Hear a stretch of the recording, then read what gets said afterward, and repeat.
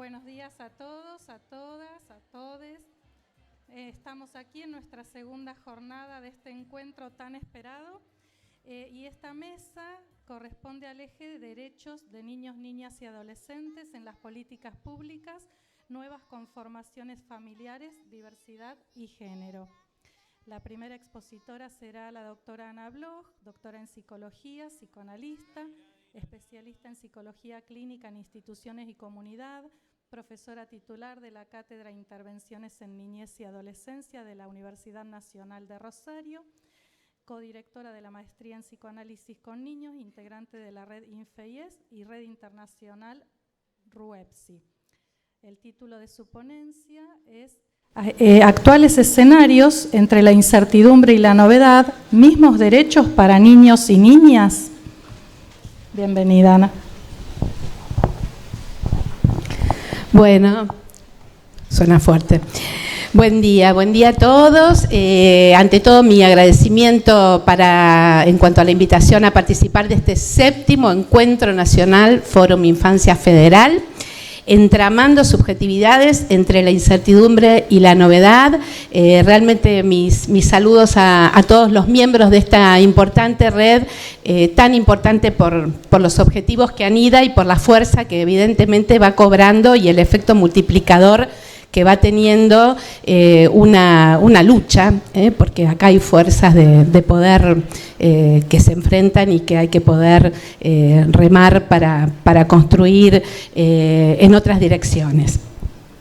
Bueno, yo lo que voy a tratar de compartir con ustedes son algunas reflexiones variadas, diversas, sobre la situación actual de la puesta en juego de los derechos de niñas, niños y adolescentes, planteadas por la Ley 26061, su par provincial 12967, que sabemos todos se derivan de la Convención de los Derechos del Niño del año 1989.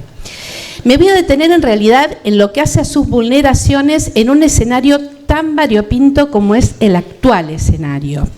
Como reza el título de este 7º encuentro, estamos habitando tiempos que nos tienen tomados en una fuerte incertidumbre frente a las, yo diría, múltiples caras de lo inédito. Entre ellas, el brutal mundo de las multipantallas, que se extiende y multiplica en una escalada potencial, y el de miles de formas de promoción del consumo que hacen ancla directa y especial en niñas, niños y jóvenes. Yo lo llamaría los consumidores del ya, ni siquiera del hoy, del ya.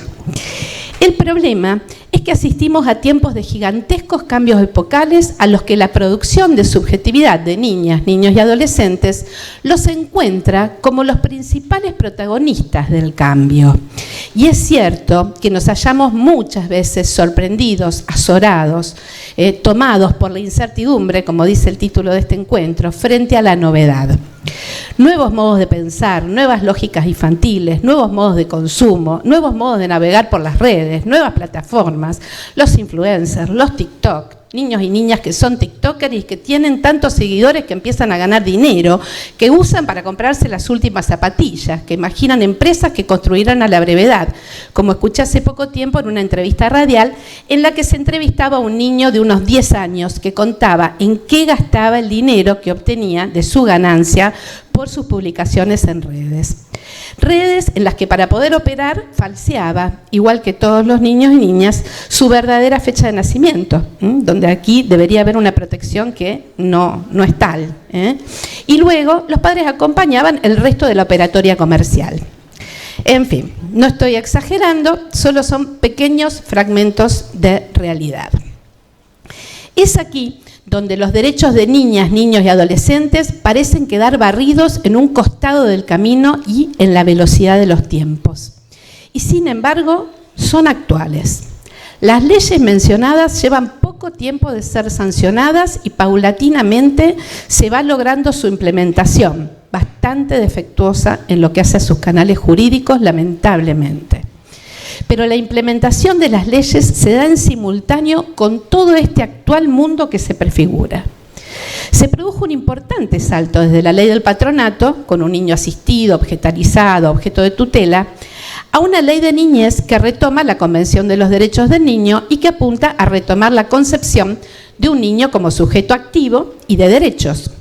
Entre estas dos leyes ha corrido mucha agua bajo el puente, han cambiado las representaciones de niñez y tenemos hoy una multiplicidad yuxtapuesta de representaciones e ideales.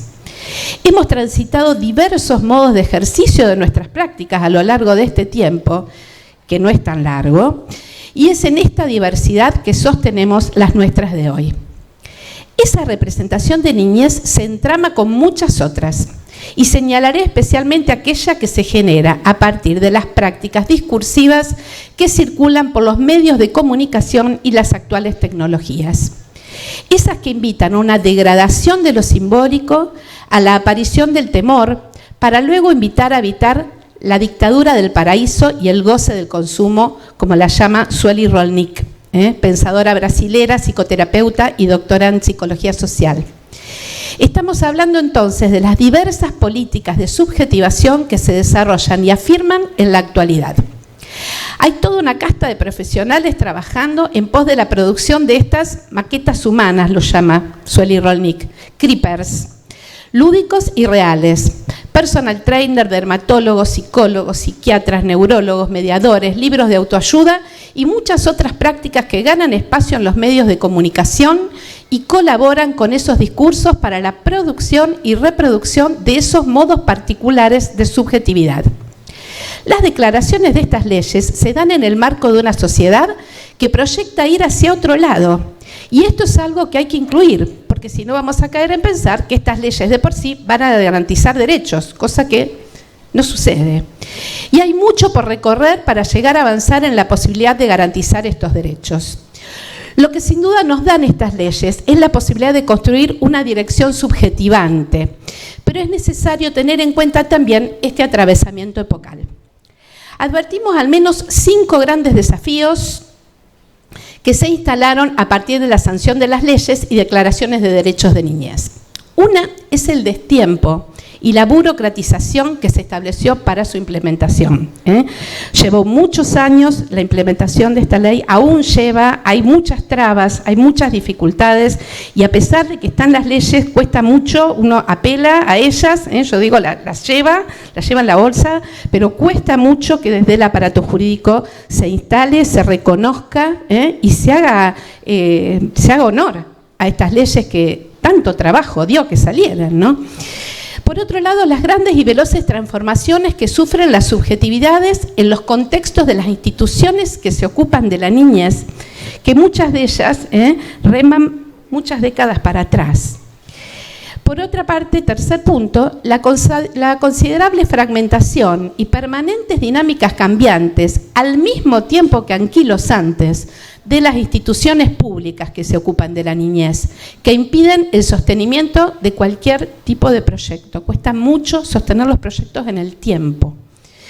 Cuarta, la profunda transformación de la estructura moderna de la familia nuclear en nuevos circuitos y diversidad, en un cambio que incluye la apertura a una diversidad de géneros, de estructuras sociales y diversas constelaciones familiares para el sostenimiento de las funciones parentales y cuidado de la niñez.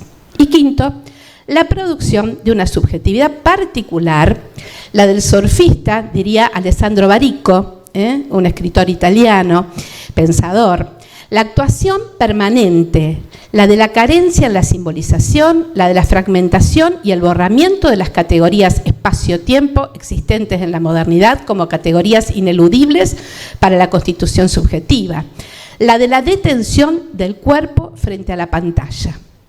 Todo aquello que reproducen y producen a una velocidad imposible de alcanzar si no le encontramos la vuelta, los medios de comunicación y las redes sociales virtuales. Esta es una dimensión muy importante a tener en cuenta y es la herramienta más eficaz que han tomado los grandes capitales para producir un tipo de, diría Sueli Rolnik, seres animados consumidores. Estos 5 grandes problemas hacen que no se pueda siquiera garantizar un suelo, un soporte para que la niñez se delinee, haciendo frente a los discursos aún subyacentes y propios de las políticas neo- y tecnoliberales, en los que niños y niñas quedan captados en un ser donde el consumo coagula diversos modos de subjetivación que dificultan el establecimiento de vínculos saludables de convivencia social.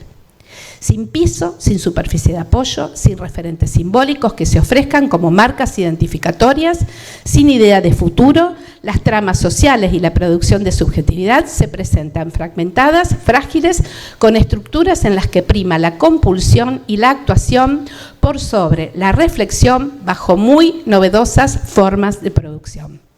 Al decir de Byung-Chul Han, en su último libro, Capitalismo y pulsión de muerte, la explotación hoy se ha transformado en autoexplotación.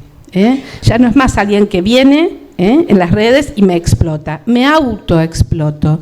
El enemigo no es tan visible. Hoy nos desnudamos voluntariamente. Miles de niños y niñas producen alegremente sus TikTok diariamente. El filósofo francés Éric Sadin, conocido por sus escritos tecnocríticos, habla de una cadena de producción de elementos útiles que fueron favoreciendo los fenómenos de individualización desde hace décadas. Yo, la verdad, no lo había pensado, me pareció genial. El invento del auto, uno empieza a andar solo, o con pocos, con los cercanos. El microondas, uno se hace la comida para uno, se la calienta para uno. El Walkman, escucho música para mí solo. A finales de los 90, la aparición simultánea de los teléfonos móviles y el Internet. El sumum de la ilusión de la ganancia de autonomía y la capacidad de gestionar la vida según el nicho neoliberal. Plantea que en 2005, con la creación de la web 2.0, los individuos dejaron de ser espectadores de Internet para intervenir. Ese tecnoliberalismo fue organizando sus modos de producción, sus modelos de producción de la vida y de cómo vincularnos.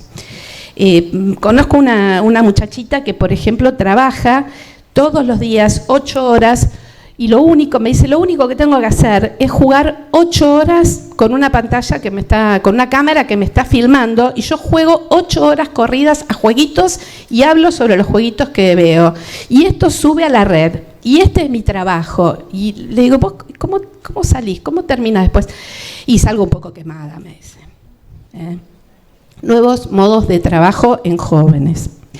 Son muchos los cambios que se han generado en las formas de vivir y vincularse entre adultos y niños y en el lazo entre pares. Se han modificado profundamente las relaciones de poder, el principio de autoridad, los modos de cuidar, tutelar y, ¿por qué no?, de castigar. A mi criterio, la dimensión preventiva e interdisciplinaria es la que más chance da a esta niñez que hoy se delinea. No es que esté absolutamente todo instalado así, es como que uno ve una línea, un delinearse. Sería preventivo intervenir en función de que un sujeto o comunidad puedan salir del circuito repetitivo de conflictos en el que se encuentran inmersos y que logren articular recursos simbólicos que le permitan restablecer la capacidad de producir y amar, diría Freud. ¿Hablamos del mismo producir y amar que planteaba Freud? Evidentemente no. Cada vez más las acciones de la vida humana se operan a distancia a través de las pantallas, lo cual produce un proceso de aislamiento de los individuos. Han cambiado las modalidades productivas y las amatorias, y estas son cuestiones sobre las que es imprescindible seguir interrogándonos. Lo que estos escenarios discursivos logran es la desaparición del cuerpo como cuerpo vibrátil. Tomo nuevamente un concepto de Sueli Rolnik que a mí me gusta mucho, apelar a lo vibrátil, a las vibraciones corporales que son las que también se van perdiendo en estos contactos con la pantalla.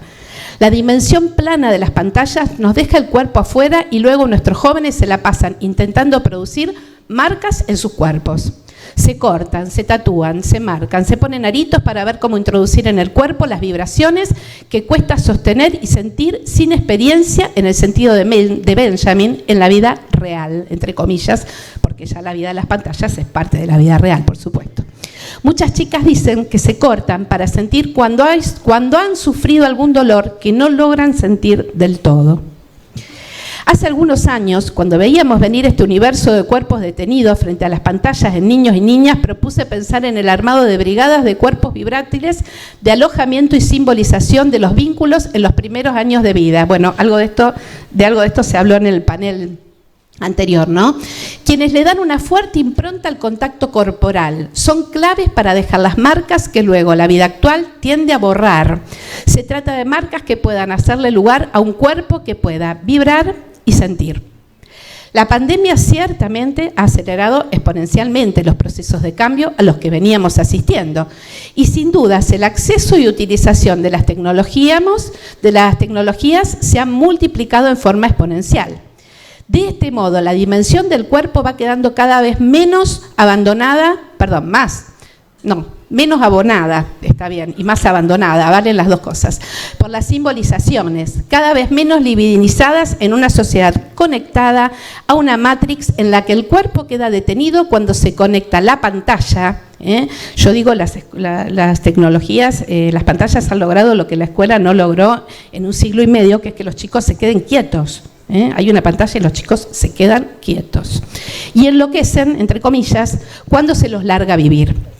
Ejemplo de ello son las situaciones por las que somos convocados diariamente por las escuelas para acompañar a niñas cuya energía pulsional desborda sus cuerpos y que desde la lógica de la Matrix tienden a rotularse sin nombres, en las que las siglas forman parte de este universo desimbolizado, TGD, ADD y tantas otras. Eric Sadin propone no hablar de redes sociales, me pareció interesante, sino de plataformas de expresividad que llevan al sujeto a un estado de aislamiento colectivo. El otro día me contaba una paciente adolescente que había empezado a salir con un chico y en un momento se le ocurrió dejar de responderle porque ya no le interesaba más, y el chico le escribía, pobrecito, y ella le clavaba el visto, y le clavaba el visto, y le clavaba el visto, y yo decía, pero aunque sea contestarle, un poco lo de la compasión, ¿no? Aunque sea contestarle, pobrecito. No, ¿para qué? Ya está, ya se le va a pasar. El pobre chico, lo que empezó a hacer, y yo digo, es esto que dice Sadin, empezó a tuitear. ¿Qué lugar distinto al del chat es el del tuit, que es una expresión al aire, que nadie va a contestar? En realidad le hablaba a ella, pobre, pero de alguna manera ese tuit expresaba que ahí no iba a haber respuesta, no hay lazo ahí.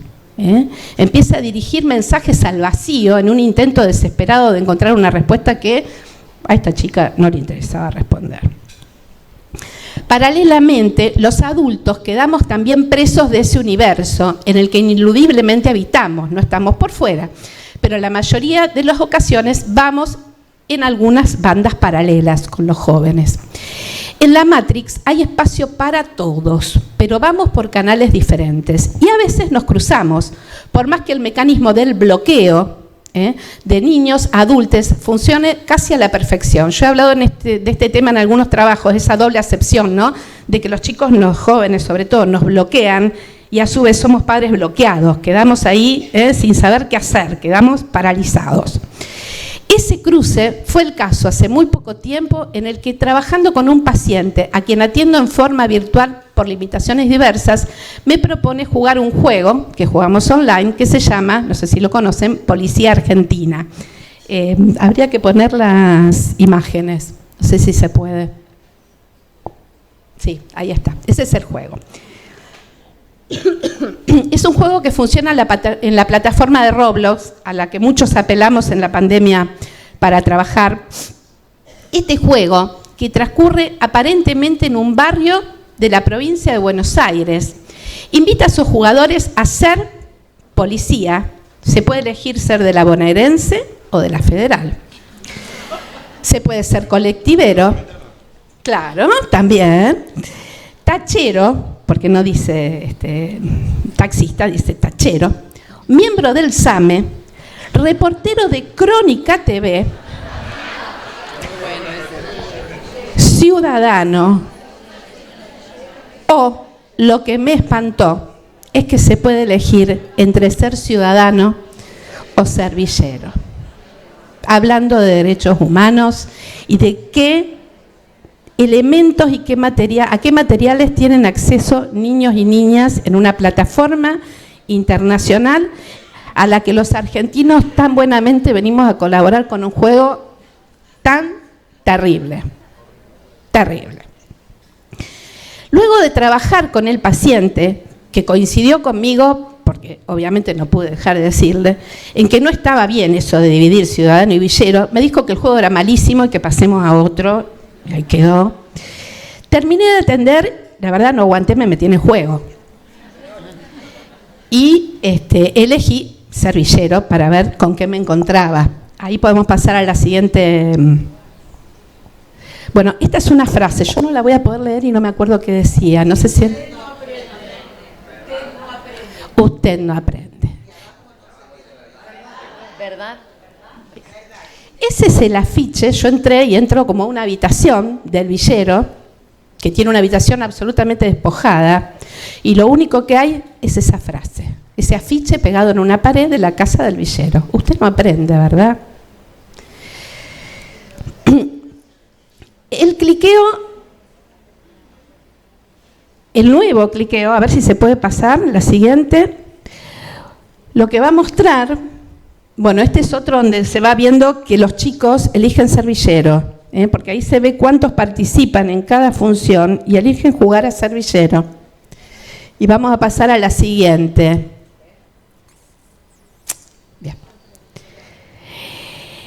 Que me lleva a una pantalla en la que no hay nada más que un arma. O sea que lo que hace el villero en el juego es matar y robar. Esa es la concepción y la representación que se incluye en el psiquismo infantil de estos niños y niñas, en lo que estamos hablando de derechos humanos, ya ni siquiera de derechos de niños, niñas y adolescentes, cómo se vulneran los derechos y qué atroz que es la situación en relación a lo que están viendo. Que con lo que, y otra cosa que no puse foto, pero además el villero tiene derecho a elegirse una camiseta de fútbol. Todos los estigmas y todos los formatos, los prejuicios respecto de lo que es un sujeto. Bueno, me metí en el link para ser ciudadano y accedí a una bonita casa con parrillero para hacer el típico asado argentino. El juego es, como dice mi paciente, bastante malo, se tilda, tiene pocas variantes, por suerte, en las que el policía atrapará al villero, que es por supuesto el ladrón siempre, o el asesino, y esto es presentado con total naturalidad. Bueno, traigo este ejemplo para mostrar cuán fuera del cuidado de los derechos del niño, niña y derechos humanos en general estamos en esta Matrix. En este caso, una Matrix local en plataforma internacional. Y nosotros nos las pasamos hablando de la defensa de derechos humanos y todo esto pasa a nuestro alrededor sin que se haga mucho a nivel legal. El hecho es que las niñas tienen acceso a estas aberraciones que atentan contra los derechos humanos en un espacio dirigido a las infancias. Sabemos que el campo de posibilidades de ingreso a la pornografía infantil, historias de terror y otras fantasmagorías aniquilatorias o dañinas para su psiquismo están muy a mano de niñas y de padres que no llegan a dimensionar, y de adultos diría, más que padres, el impacto psíquico que puede tener el acceso a ciertas imágenes para les peques. Desde el corazón de este juego se naturalizan los niños, que ellos son los ciudadanos y que los otros villeros son los excluidos porque roban y matan. Es natural, por tanto, que haya que eliminarlos o apresarlos o dejarlos fuera del sistema. Algún niño que lo juega podría pensar que está en su derecho, lo cual es otro desvío actual de la idea de derecho como algo individual en el que el derecho del semejante no ingresa. Sabemos que el Estado y ciertos organismos internacionales, quienes tienen la obligación y responsabilidad de defender los derechos de niños y niñas, son los que tienen la obligación y la responsabilidad de defender los derechos de niños y niñas a través de sus instituciones. Sabemos también que quienes trabajamos somos corresponsables para sostener esos derechos en nuestras prácticas y apelamos a que se sostengan. El sostenimiento y la defensa de esos derechos requiere de una constante disposición que necesitamos que sea colectiva. Necesitamos el armado de una red cuanto más densamente tramada mejor, vínculos interinstitucionales, intersectoriales e interbarriales. Sabemos que es muy difícil sostener y construir estas redes en tiempos de fragmentación e individualismos, aunque se logran por momentos alrededor de ciertos casos y se entraman para sostenerse un poco más allá. Pero la clave aquí también es, ¿cuál es el colectivo de niñas reconocidos? Creo que esa es la pregunta que hay que hacerse hoy, porque en esta Matrix hay gran espacio para niñas medicalizados y patologizados, en las que se aumentan sus posibilidades de encontrar un reducto, y esa es otra variante para la creación de zombies, es otra medicina. En la Matrix, esto sí, hay lugar para todos. El tema de las pantallas no hace más que profundizar exponencialmente las diferencias, si no las ponemos a nuestro favor. Las pantallas también han permitido y permiten innumerables posibilidades en lo que hace a realizar estrategias integradoras, facilitar la apertura de encuentros y establecimiento de lazos. Ya estoy terminando. Por otra parte, existen fundaciones y asociaciones también, ¿no? Para no solo ver esta cara, ¿no? En nuestro país, dedicadas a proteger los derechos de niñas, niños y adolescentes, específicamente del uso de las tecnologías, como la Asociación Civil Chicosnet, Organización Social de Save the Children, hay muchas otras, pero la verdad es que no alcanzan a abarcar de ninguna manera todo lo que permanentemente se produce en las redes. Entonces, entre la incertidumbre y la novedad, sabemos que tenemos a favor la declaración de leyes importantes, llamémoslas las 26.000, podríamos decirlo para resumir, pero también sabemos que estamos flojos con sus implementaciones y que tenemos arduo trabajo cada vez que el derecho de un niño ha sido vulnerado. Sabemos que ha habido importantes avances, incluso en fallos dirigidos a las niñas en algunas situaciones puntuales, muy resaltables, y tenemos un mundo digital online, escasamente regulado, en el que restan producir nuevas tareas ciclópeas para que se garanticen condiciones mínimas de resguardo de niños y niñas al participar de la red virtual y la necesaria formación de adultos responsables para el acompañamiento de estos niños y jóvenes. Sabemos también que hay algo propio del Infants, que es la movilidad. Si las tecnologías los tienen quietos, tenemos que ensayar respuestas para habilitar más espacios para una movilidad acompañada, por supuesto, por la presencia de un adulto capaz de simbolizar todo movimiento o algunos movimientos. Y la escuela no podrá ser ya un lugar, para mí, inmovilizante. Lo propio de la infancia desde la modernidad es el movimiento, los placeres sensibles, la emoción estética que podemos despertar. Habrá que pensar en un nuevo formato para ella. En definitiva, con el avance de las pantallas en lo que hace al cuidado y acompañamiento de niños y niñas, hemos perdido en términos de cuidados. Hemos perdido realmente. Entre la novedad y la incertidumbre en la que nos encontramos cada día, se desarrolla un amplio campo de vacilaciones respecto a qué permitir, qué rechazar o qué limitar. Creo que en lo que hace al desarrollo de las actuales tecnologías hemos retrocedido en materia de derechos para cuidar su psiquismo. ¿Quién es el niño o la niña en nuestro caso? ¿El informatizado? ¿El que tiene celular propio? ¿El que no? ¿Quién está más protegido? ¿De qué modo protegerlos sin dejarlos por fuera del mundo actual? El que va al parque, el que hace deporte, el que empuña un arma que le dieron, siempre le dieron. No es fácil construir respuestas, Durante la pandemia y esta transpandemia, los síntomas y consultas por trastornos diversos en la infancia han desbordado nuestros consultorios. Sabemos que los chicos y chicas han vivido aislados al mismo tiempo que conectados. Coincido con Eric Sadin cuando dice que la temática de lo sensible y su expresión es una cuestión política fundamental que es necesario perseguir. Tenemos que trabajar para seguir pulsando, para lograr una mayor proporción de esta fuerza sensible, por más absoluta que parezca la otra corriente, la robotizante, la de la producción de una población zombie que garantice a quienes no deseamos su poder. Hay para terminar, solo una frase de Sylvia Bleichmar, que ella decía, yo siempre insisto en que la esperanza de un país se mide por la propuesta que tiene para la infancia. Es a través de lo que se propone a los niños, a las niñas, donde se ve claramente la perspectiva de futuro que un país tiene. Evidentemente no va por ahí.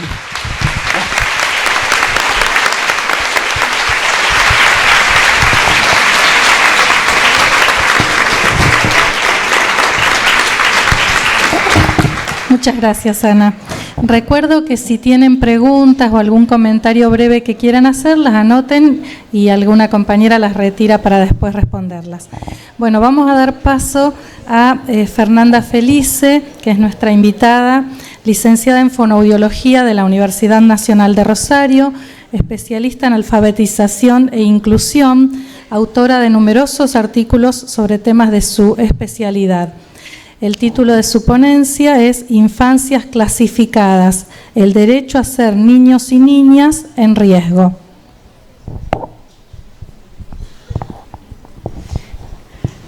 Buenos días, buenas tardes a todas y a todos. Bueno, en primer lugar, agradezco también la posibilidad de participar y en especial porque soy fonoaudióloga, así que le den un espacio a quienes ejercemos esta profesión no es lo habitual, así que vale doblemente el agradecimiento. Bueno, como Ana ya comentó, ¿cómo se llama? Bueno, digamos, esta charla o esta propuesta, y que por supuesto Ana Bloch ha desarrollado muy bien sus cuestionamientos respecto de los derechos de las niñas, niños y adolescentes, y porque, bueno, sabemos que desde hace más de 3 décadas son sujetos de derecho, sin embargo, no suele suceder eso en la vida cotidiana, ni tampoco en el contexto de la salud ni de la educación. A mí me gustaba compartir 3 puntos en relación a algunos marcos legales. Por un lado, la Convención de los Derechos de las Niñas, Niños y Adolescentes dice que siempre que se tome una decisión en torno a la infancia, tanto en el contexto público como privado, debe primar el interés superior de la niña o del niño. Nuestra Ley de Protección Integral de Niñez y Adolescencia insiste con que las niñas y niños deben ser escuchados en el modo en que se manifiesten y en todos los ámbitos. Y la Ley de Educación Nacional dice que uno de los objetivos de la educación es promover la formación integral de las personas y acompañar a cada estudiante a gestar su propio proyecto de vida. Bueno, más allá de lo interesante que dicen esos marcos legales, hay mucho trabajo por hacer. Esto ha sucedido históricamente, digamos, hay 2 autoras que yo quiero mucho, que son Adriana Puigros y Emilia Ferreiro, que nos ayudan a entender de alguna manera cómo se fue construyendo una cierta alianza entre las ciencias de la salud positivistas y la escuela para asumir el rol que el Estado le asignó de disciplinar y educar desde el paradigma de la homogeneidad, ¿no? Como dice Ferreiro, como había que construir una única nación, un único pueblo, bueno, se supuso que todas las niñas y niños debían ser iguales y aprender del mismo modo y al mismo tiempo. Entonces, lo que explica Puigros es que la escuela se ha valido de muchas clasificaciones propuestas por la medicina, la psiquiatría, la psicología, incluso la criminología, para explicar por qué había niñas y niños que, bueno, fracasaban en la escuela o que terminaban desertando. Y lo que dice Ferreiro es que históricamente, cuando ha sucedido una diferencia en realidad, cuando la escuela se encuentra con lo diferente, lo que suele suceder es que, bueno, se debe a un déficit o una patología que, por supuesto, se encuentra en el interior de esa niña o ese niño. O, en su defecto, tiene que ver con el contexto al cual pertenece, con su grupo familiar, social y cultural. En relación a lo que les comentaba de Puigros, ella hace una interesante investigación donde menciona las distintas clasificaciones que se fueron utilizando en la historia de la educación argentina. Yo les voy a nombrar algunas. Niños anormales, normales y patológicos, niños perezosos, niños incorregibles, niños con debilidad puramente física y debilidad mentalmente anormal, retrasados propiamente dicho, podían ser imbéciles, idiotas o desequilibrados. Alumnos atrasados, podían ser atrasados de la inteligencia, que aprovechan poco la enseñanza, inestables o anormales de carácter y mixtos. Por suerte, digamos que esas clasificaciones no se utilizan más porque suenan violentas, ¿no? Pero de algún modo los manuales de los trastornos mentales continúan colaborando para que existan nuevas categorizaciones y la escuela tiende a asumir estas categorizaciones como una manera de poder signar esas diferencias que molestan y que, como dice Ferreiro, a pesar de que molesten, siguen subsistiendo, porque la diversidad es parte de la condición humana.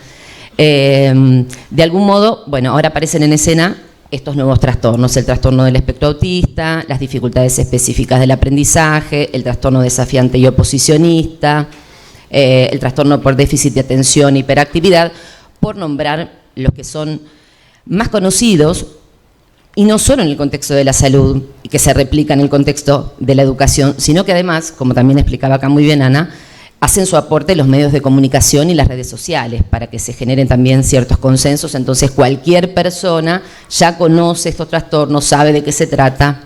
A veces puede ser un ascensor en un lugar de la calle, alguien dice, me parece que tiene TEA, ¿no? Digamos, ya es tan claro, ¿no?, lo que han intentado lograr, que bueno, se hacen ese tipo de diagnósticos.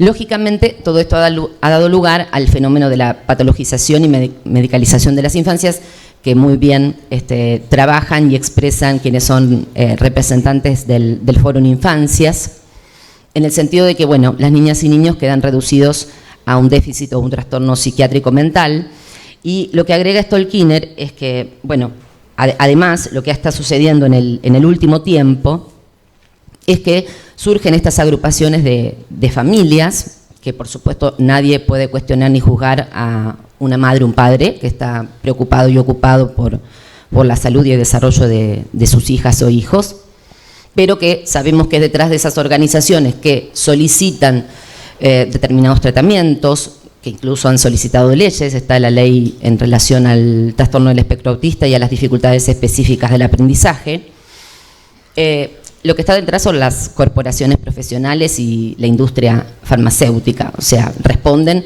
al mercado de la salud y también de la educación, ¿no?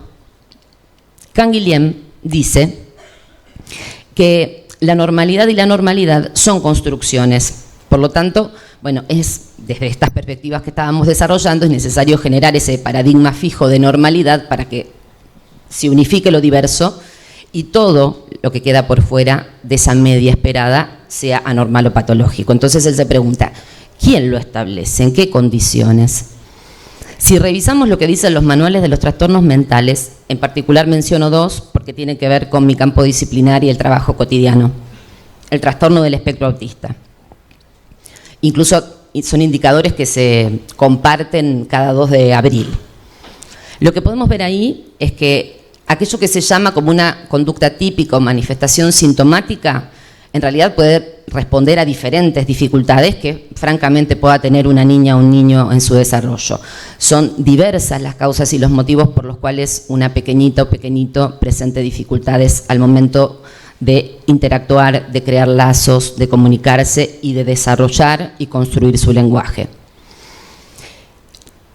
En algunos casos, lo que es más dramático, se ponen como indicadores características propias de la infancia, que tienen que ver con las distintas etapas que van transitando.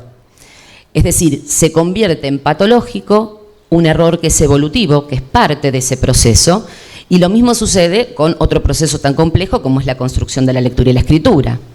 Entonces, bueno, ahí rápidamente, digamos, en esta alianza que genera muchas veces la escuela como institución social, que tiene una difícil tarea para llevar a cabo, digamos, esto no es en contra de quienes ejercen la docencia, sino es en contra del sistema educativo, que es el que se tiene que modificar.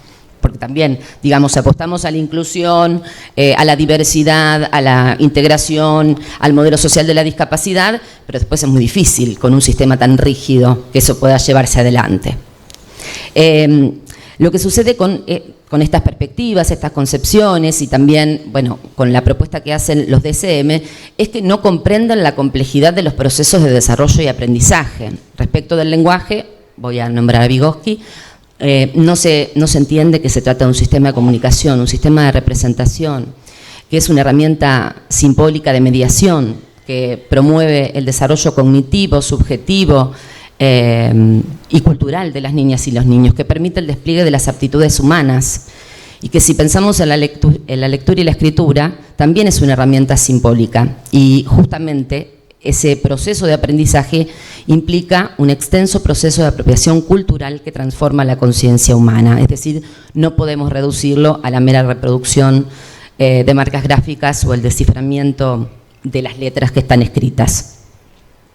Entonces, ante esta situación hay que recordar lo que es obvio, pero bueno, vale la pena y tenemos que seguir batallando porque Como decía también Ana, esto tiene que ver con la militancia y la defensa de los derechos de niñas y niños, que somos garantes de ello, más allá de las responsabilidades que le incumben al Estado y a las instituciones.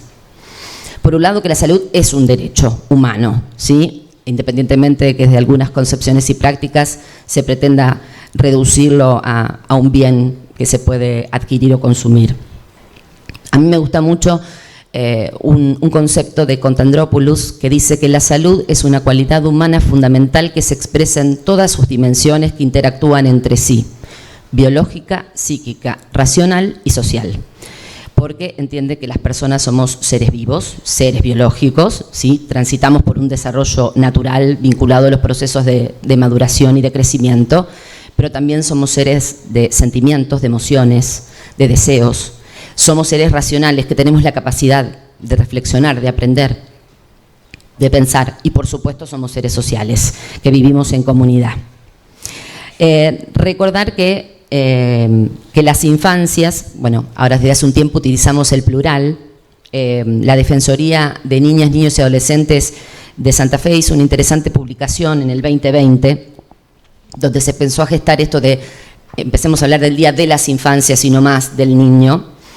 Dice que, bueno, es necesario también que podamos revisar nuestras propias concepciones en torno a la niñez para dejar de pensar en este modelo único, universal de infancia y entender que existen tantas infancias como niñas y niños que quepan en ellas, porque esto implica comprender la diversidad y la complejidad inherente a esta etapa de la vida. Me parece muy interesante el manual para evitar el uso inapropiado de diagnósticos en el ámbito escolar, que lo ha desarrollado con ISMA y que, bueno, algunas personas que están aquí presentes son representantes, siempre lo compartimos con las estudiantes, donde, bueno, nos recuerdan que las niñas, niños y adolescentes son personas en proceso de desarrollo, crecimiento y aprendizaje, que los tiempos de adquisición pueden ser diferentes, pero eso no implica que sean patológicos, que las dificultades o diferencias que puedan aparecer en el rendimiento escolar o en el comportamiento escolar no siempre remiten a un diagnóstico, y que por supuesto las perspectivas que abordan problemáticas que son complejas en el contexto de la educación no pueden ser reducidas a una única mirada, y que de ser posible deben evitarse esas nomenclaturas estigmatizantes que afectan la vida de niñas y niños y también sus trayectorias escolares. Lo decía también antes Soledad en la otra mesa, cuando hablaba de estimulación temprana, de alguna manera la evaluación no se puede reducir a la aplicación de técnicas, de protocolos, de test que cuantifican y agrupan síntomas para que se conviertan en un determinado trastorno. Los diagnósticos no pueden convertirse en sentencias o condenas y, por supuesto, el abordaje terapéutico tampoco puede ser la exacta aplicación de técnicas que está prevista de acuerdo al trastorno que ha sido diagnosticado. Siempre debemos atender a la singularidad de niñas y niños, a su historia, a su contexto, y además quienes hacemos esta tarea sabemos que es un trabajo artesanal, ¿sí? En el cual pensamos justamente en cada sujeto en particular y en su familia. Bueno, yo por último le quiero leer unas preguntas que se hace y que nos hace la maravillosa escritora Graciela Montes. Dice así: ¿seremos capaces de proteger a nuestros niños de los vientos salvajes del mercado? O sea, ¿seremos capaces de tejer redes, leyes, instituciones y conductas cotidianas que los cobijen y a la vez los hagan más resistentes? Y también, ¿seremos capaces de hacer eso por todos los niños o solo educaremos al príncipe?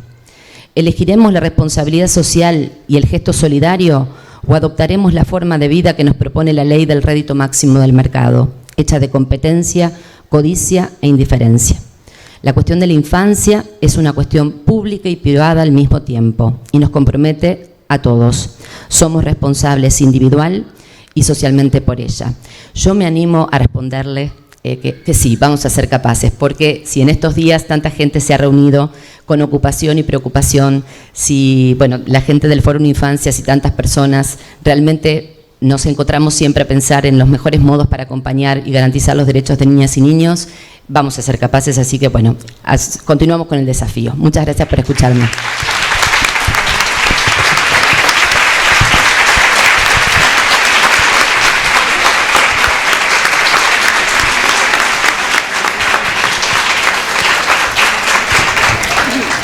Bueno, muchísimas gracias, Fernanda.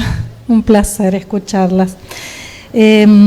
Vamos ahora a escuchar a Miguel Toyo. Él es licenciado en Psicología de la Universidad de Buenos Aires, especializado en clínica psicoanalítica con niños y adolescentes, miembro de la Asociación Civil Fórum Infancias. Su ponencia fue titulada Cruces entre la micropolítica de los malestares y la macropolítica de los derechos. Hola, ¿cómo están?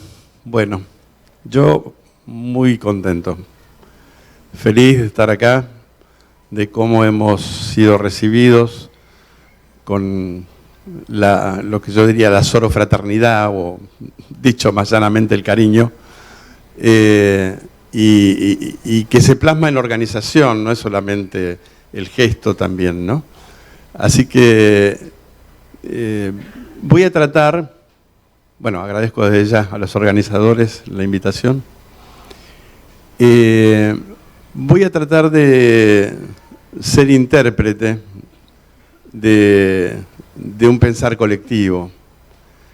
Y algo de esto lo remarco porque lo voy a retomar después.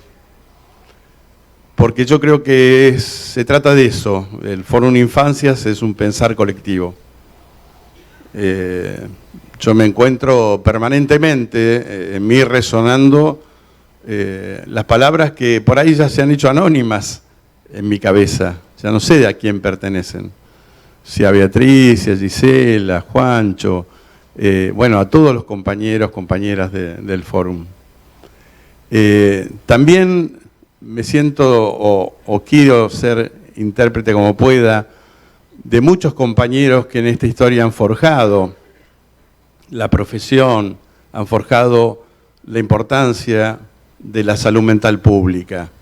Y dedico especialmente a una colega tan querida, amiga, sanitarista, psicóloga, Silvia Charbetti, santafesina, que sí, lo merece, que me enseñó la relación íntima entre la salud mental pública y la clínica.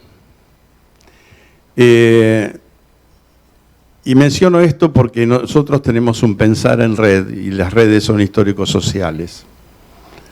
Y menciono esto también porque quizás haya que reconstruir o repensar el paradigma desde el cual aún insiste como es nuestro pensar.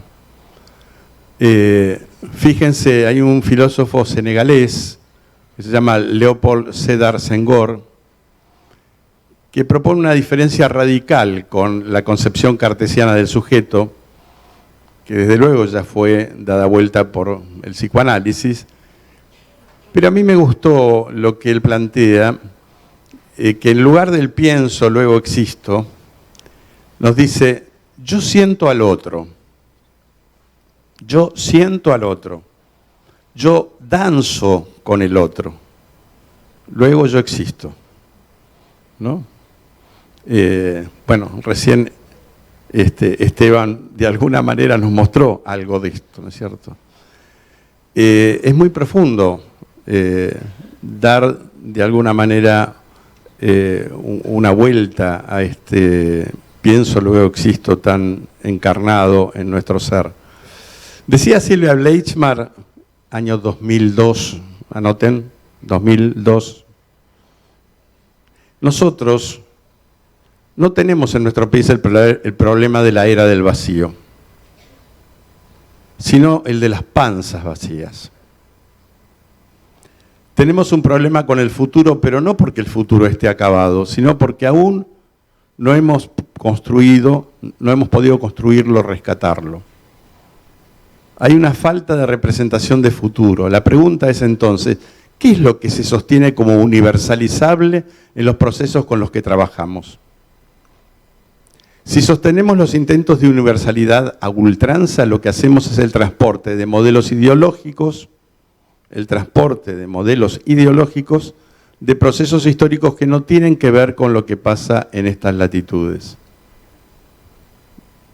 Entonces, notable esta expresión de Silvia de lo que sería un pensar situado.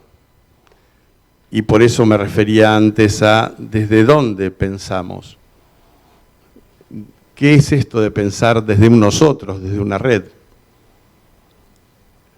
En un país periférico como la Argentina, el atravesamiento de lo micropolítico por el nivel macro es permanente. Recuerdo una colega contaba de una sesión en la que escuchaba un relato dramático de su paciente y advierte que ambas estaban lagrimeando. La plaza del Congreso de la Nación cercana estaba sumida en detonaciones y por las rendijas de las ventanas se colaba gas lacrimógeno.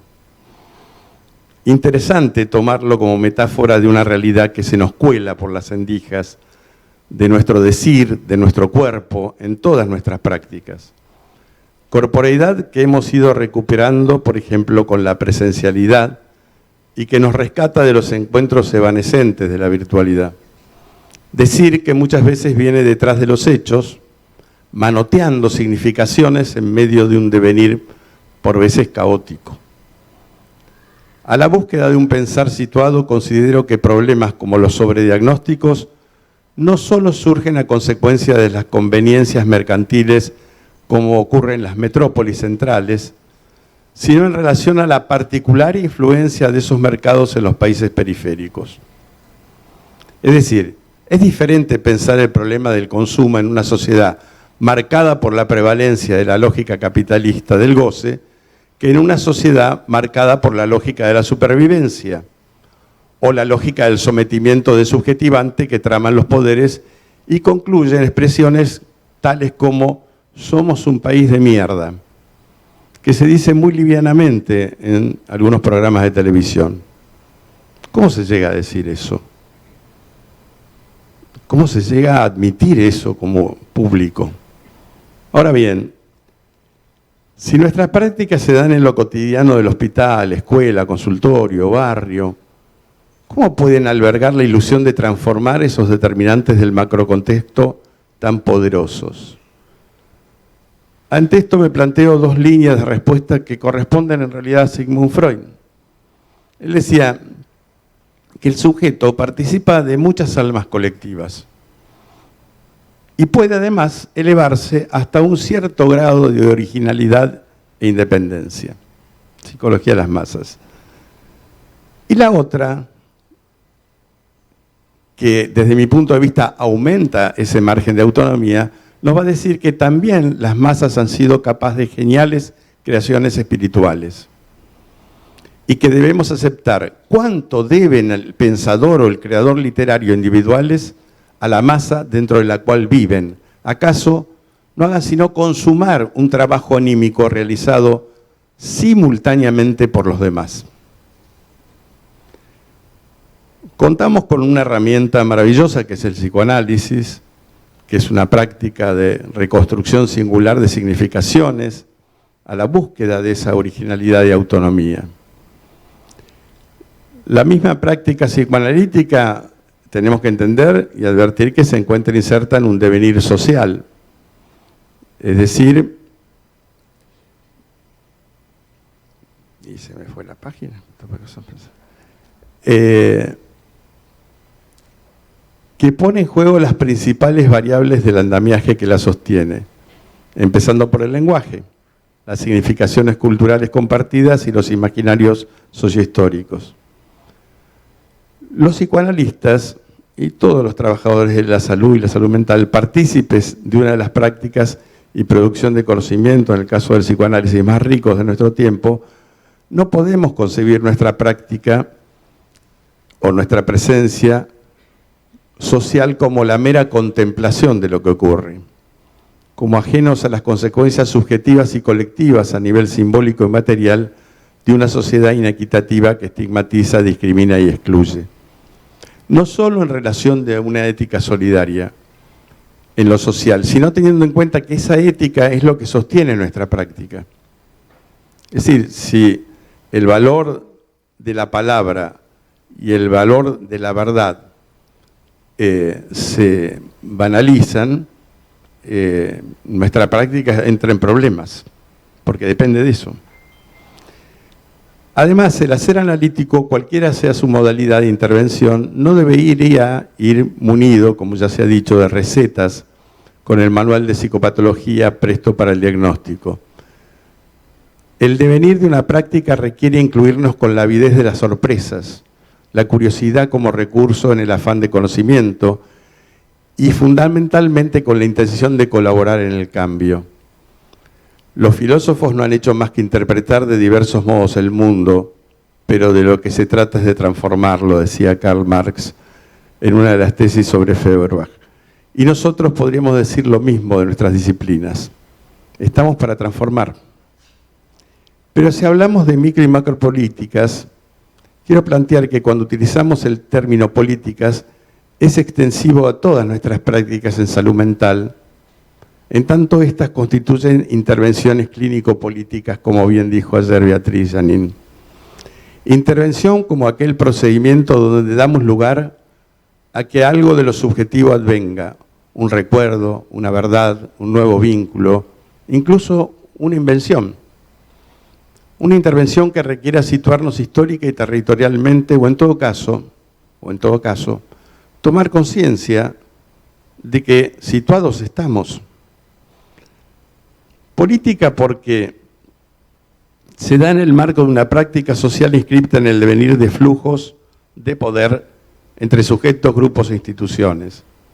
Y porque da la posibilidad de que el sujeto sea niño, niña, adolescente, adulto, se empodere en relación a su sufrimiento y tenga vocación de superarlo.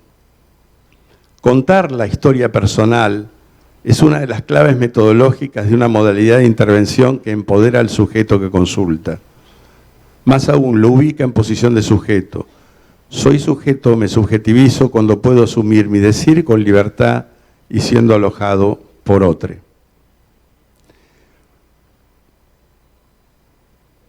Ayer mencionaba Beatriz también el proverbio africano: para educar a un niño es necesario una tribu entera, para curar también.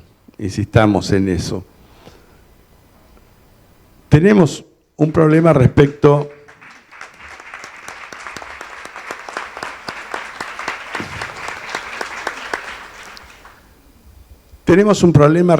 de la ética que nos proponemos, que es la intensificación del individualismo contemporáneo, que es un verdadero virus que nos aísla y que fragmenta el lazo social solidario. Nacho Leukovic decía que la cultura burguesa le atribuye a una cosa que se llama yo la función de hacerse cargo de modo coherente de todo lo que un cuerpo hace. ¿Cómo no volverse neurótico? O sea, si bien, en mi caso no pretendo que le restemos valor explicativo al yo como instancia intrapsíquica, sí creo que, como plantea Ricardo Rodulfo, podríamos considerar al nosotros en un lugar de la metapsicología, en particular como categoría constitutiva desde la adolescencia.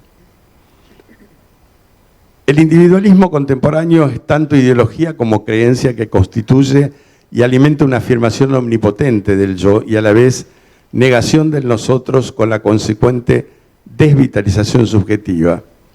Se crea, en términos de Bifo Berardi, una psicosis de masa, porque el nivel de desmentida y negación de la realidad es tan profundo en nuestra sociedad que es verdaderamente una psicosis o crea una psicosis de masa. Pero el individualismo no es el único germen iatrogénico que padecemos en el campo de la salud mental. Hay otros elementos que necesitamos indagar permanentemente. Y cito tres: el adultocentrismo, lo androcéntrico y lo etnocéntrico. Sobre el primero, bueno, decía, por citar nada más que a Alice Tolkiener, la mirada adultocéntrica permite considerar la edad de los niños como una carencia temporal que parece legitimar la invisibilidad de los niños y niñas cuya participación en el ámbito familiar y social o cuya voz e interpretación suelen ser consideradas como carentes todavía de importancia. Respecto del androcentrismo, recomiendo especialmente la lectura del libro Niñez, Adolescencia y Género de Graciela Rey, de Débora Táger y otras autoras, donde se nos muestra con trabajos de investigación y análisis muy interesantes cómo la perspectiva de género marca subjetividades desde los imaginarios que son naturalizados y luego ocasión de padecimiento. La mirada androcéntrica suele soslayar esas realidades y solapar sus efectos tanto en los niños, niñas y adolescentes como también a nivel del lazo social. No me parezco a mi viejo, me decía un paciente, en un estado depresivo que buscaba desesperadamente desmentir, ya que le revelaba la debilidad del que llora y sufre, según sus palabras, características que él atribuía a su padre, según él, que no era lo suficientemente hombre para bancársela. La otra mirada que propongo evidenciar y analizar tiene que ver con lo neocolonial, que está tan naturalizada que en general aparece evidenciada respecto de las actitudes racistas con las minorías aborígenes, por ejemplo, que sin duda existen y claman justicia. Hay en estos momentos niñitos mapuches en prisión con sus madres. Y eso está tan naturalizado que si fuesen otros niños de otro sector social sería un escándalo. Esto es terrible. Es terrible tanto que estén en prisión como que se invisibilice. Entonces, lo que no se llega a concientizar, dado que está como grabado a fuego en nuestro ADN cultural, es cómo inciden en nuestros comportamientos, nuestros valores, manera de pensar, estilos de vida, creencias, relación con el cuerpo, la alimentación, la vida amorosa, etcétera, ese trasvasamiento acrítico de saberes donde otras culturas, sus saberes, valores y modelos de identificación son consideradas superiores. Sí, se pueden considerar, pero que sean superiores. Como lo ha dicho Enrique Dussel, en 1492 no hubo un descubrimiento de América, sino un encubrimiento del otro. El lenguaje sigue siendo deudor de ese hecho fundamental de la modernidad-colonialidad en sus enunciados, funcionales a su vez de un tipo de subjetividad en donde ese encubrimiento perdura. Por ello, la diferencia es traducida en términos de jerarquía o déficit de uno de los términos. Es decir, las diferencias, ¿cómo se juegan acá? Los enunciados de la modernidad clásica, que constituyen tipos subjetivos, plantean la diferencia de tal modo que el otro del par queda minorizado, como ocurre, por ejemplo, con cristiano ateo, racional irracional, civilizado bárbaro. O en esa clave podemos leer patrón empleado, blanco negro, blanco aborigen, heterosexual homosexual, hombre mujer, gobernante empleado, occidental oriental, norte sur, centro periferia, científico no científico, adulto, niño niña, alumno adaptado, niño ADD, niño normal, niño TEA. Es decir, no es una cuestión de diferencias, ¿entiendes? Es una cuestión que esa diferencia está en las jerarquías. Entonces, el orden de explotación capitalista genera y profundiza jerarquías y dominancias al interior del sistema social y, digamos, también al interior de nuestras subjetividades. La colonialidad consolida categorías cuyos efectos operan en nosotros. Entonces, el modelo de infancia o adolescencia es el de un sujeto varón blanco occidentalizado obediente. Es decir, a veces ocurre cuando discutimos en el Consejo Consultivo Honorario de Salud Mental, el cual integra el Fórum Infancias, que cuando hablamos de la desmanicomalización, a todos nos viene la representación de una persona adulta que está en un manicomio. No, además de un varón en general. Pero no pensamos en una mujer, ni siquiera en niño, niña o adolescente. Y además, yo siempre planteo que deberíamos pensar estas cosas con perspectiva de infancias. ¿Qué quiere decir? que los encierros empiezan mucho antes de la internación. Empiezan con los diagnósticos etiquetantes, empiezan con la estigmatización, con la discriminación, con las exclusiones. Si no partimos desde ahí, lo que llega a la internación ya tiene consumado gran parte de su destino. Y por otra parte, algo que bien planteaba Esteban Levin, necesitamos rescatar la sensibilidad de infancias en nuestros haceres, la empatía, la compasión, ¿no?, la ternura. Ahí termino. Quienes apostamos a darle sustentabilidad a nuestras prácticas desde el fortalecimiento de las construcciones colectivas, vemos que nuestro país ha ganado y avanzado, por ejemplo, en un plexo normativo, que ya lo mencionaba Ana, de reconocimiento de derechos que incluyen, entre otras, tengamos en cuenta lo de las leyes 26.000, leyes de identidad de género, de protección de derechos de niñas, niñas y adolescentes, de trata de personas y asistencia a sus víctimas, de banco de datos genéticos, de educación sexual, de servicio de comunicación audiovisual, de matrimonio igualitario, de asignación universal por hijo, de la ley de los 1000 días y desde luego la Ley Nacional de Salud Mental, entre otras.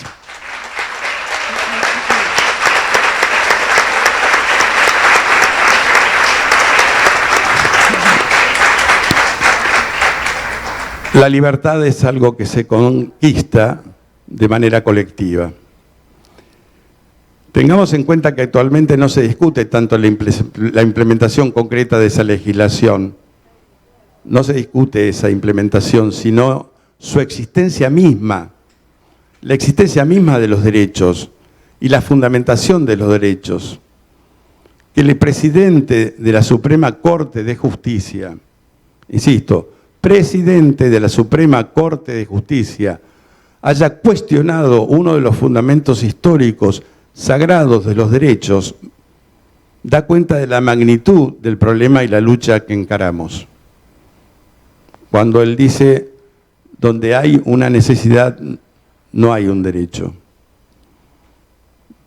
Ya medio como que lo escuchamos como una de las cosas que aparecen en la televisión, así como, es el presidente de la Suprema Corte de Justicia. ¿Nosotros tenemos idea de lo que significa eso, que él desconozca los derechos? De ahí que para la micropolítica de nuestras prácticas se haga esencial valorar el lugar y el efecto en el lazo social de una ética sorofraterna en la vida cotidiana y colaborar en su permanente reconstrucción.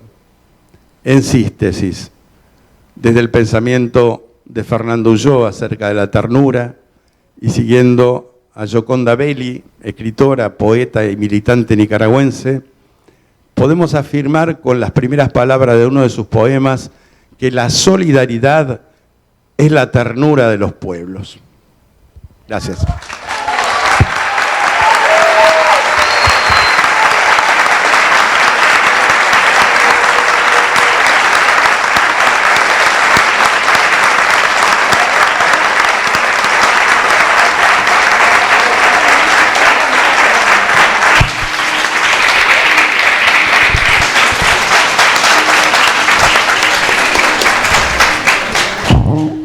Bueno, tengo acá una pregunta, estamos un poco pasados con el tiempo, ¿están de acuerdo en sí? Bueno, era de Juan, Ana había preparado algo, no sé, a lo mejor muy breve, algo de lo... Bueno, la leo y Ana hace una respuesta muy breve. Juan preguntaba, desde lo legal, el ciudadano tiene derechos y responsabilidades, el consumidor solo derechos. ¿Cómo articular las responsabilidades de His Majesty, el consumidor, y la de los adultos a quienes cuesta tanto parentalizarse? ¿Desarrollar una ofensiva sensible? Bueno, muy brevemente, sí, me parece genial lo que decís, desarrollar una ofensiva sensible. Yo hablaba de las brigadas de cuerpos vibrátiles, porque me gusta esa acepción de Sueli Rolnik, porque tiene que ver con despertar el cuerpo a lo sensible, que es lo que hoy se va apagando, ¿no? Un poco lo que decía acá el compañero, sí, una ofensiva sensible es sentir al otro, es la compasión, es construir lo rescatable. Y yo agregaría en relación al colonialismo que planteaba recién Miguel, somos latinoamericanos, digo, tenemos cuerpos sensibles y vibrátiles, tenemos compasión por el otro y tenemos marcas que nos son propias y que estos discursos invaden y apuntan todo el tiempo a eliminar, pero lo tenemos filogenéticamente hablando, de generación en generación. No sé cómo se hace, pero a mí me parece que tenemos que hacer mucho. Yo tengo esa sensación, es como una desesperación.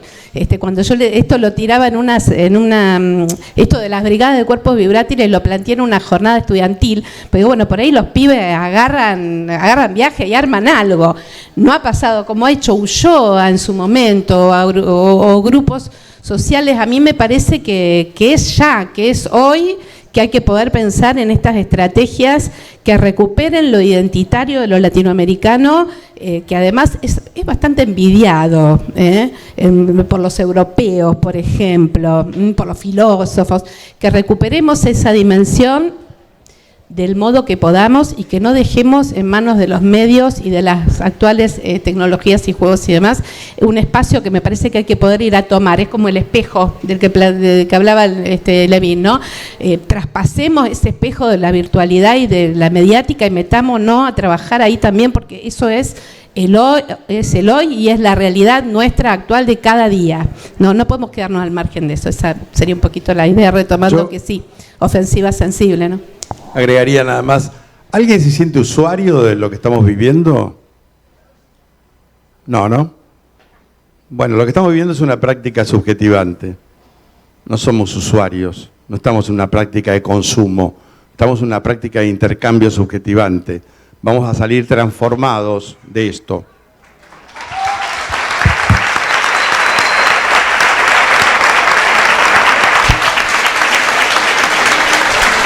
Nada que agregar. Muchísimas gracias a los tres.